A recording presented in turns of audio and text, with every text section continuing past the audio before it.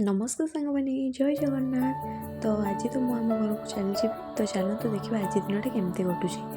ये सका सका भाई जाकि मोपाई मार्केट रू दहीबरा नहीं आसला। ये नियंतु आपण मैंने खाई दिंतु मुझे खाईदेली है। तापर माँ ये गरम गरम माछ भाजिक मत देती मत माछ भजा भल लगे खावाई।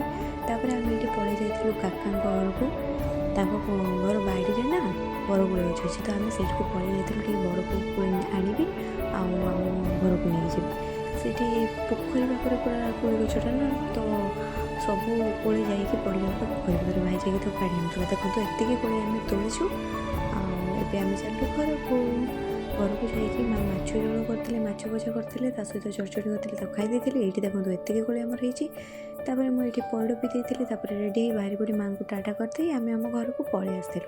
तो आपको जब भिडियो भल लगी लाइक करेंगे कमेंट करेंगे सब्सक्राइब निहाती करेंगे। Good night.